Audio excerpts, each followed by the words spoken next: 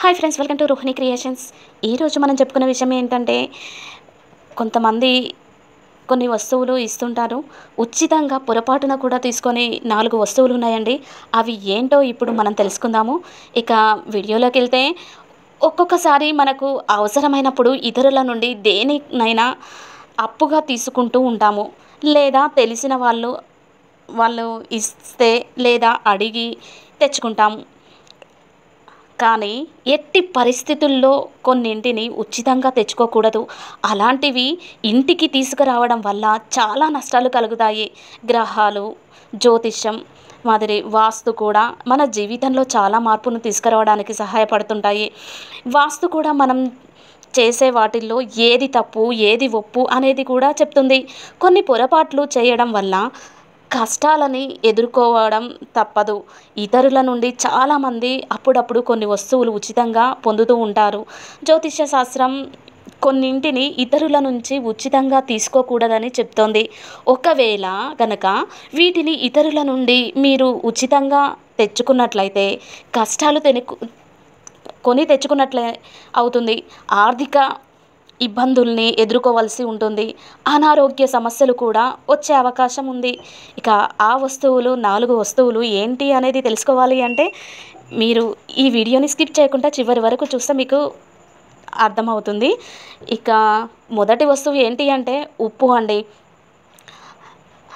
ఎప్పుడు కూడా ఉప్పుని ఇతరుల నుంచి ఉచితంగా తీసుకోకూడదు. ఒకవేళ గనక మీరు ఇతరుల నుండి ఉప్పు తీసుకోవాలని అనుకుంటే బదులుగా వారికి ఏదైనా ఇచ్చి తెచ్చుకోండి.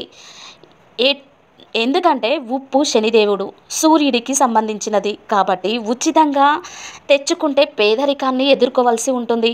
అప్పుల బాధ పడాల్సి వస్తుంది. అందుకనే పొరపాటున కూడా ఉచితంగా మాత్రం ఎవరి దగ్గర ఉప్పు తీసుకోకండి. బదులుగా వేరే వస్తువు ఏదైనా ఇచ్చి తీసుకోండి. ఇక రెండవ వస్తువు ఏంటి అంటే జేబు రుమాలు. జేబు రుమాలు అంటే తెలుసు కదండి, కర్చీపు. వాస్తు ప్రకారం జేబు రుమాలని కూడా ఉచితంగా ఎవరి దగ్గర నుంచి తీసుకోకూడదు. ఎవరికి బహుమతిగా కూడా ఇవ్వకూడదు. ఇతరులు వాడిన ఈ జేబు రుమాలు ఉంటాయి కదండి, అవి కూడా ఉపయోగించకూడదు. ఇలా చేయడం వలన అనారోగ్య సమస్యలు ఎక్కువ అవుతాయి.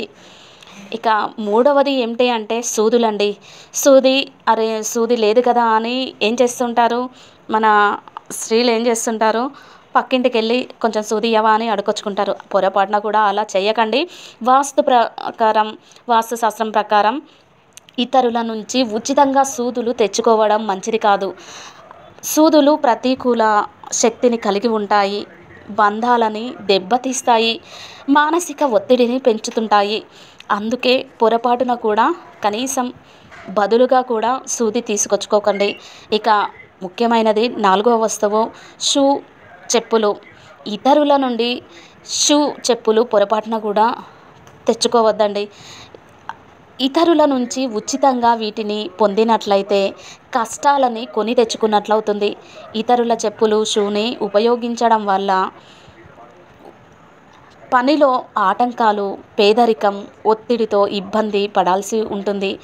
అర్థమైంది కదా అండి.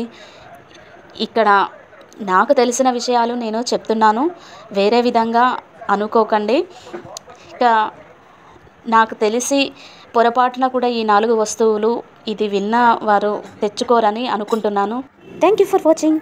ఇలాంటి వీడియోస్ ఇంకా కావాలి అంటే ఈ ఛానల్ని లైక్ చేయండి, షేర్ చేయండి, సబ్స్క్రైబ్ చేయండి.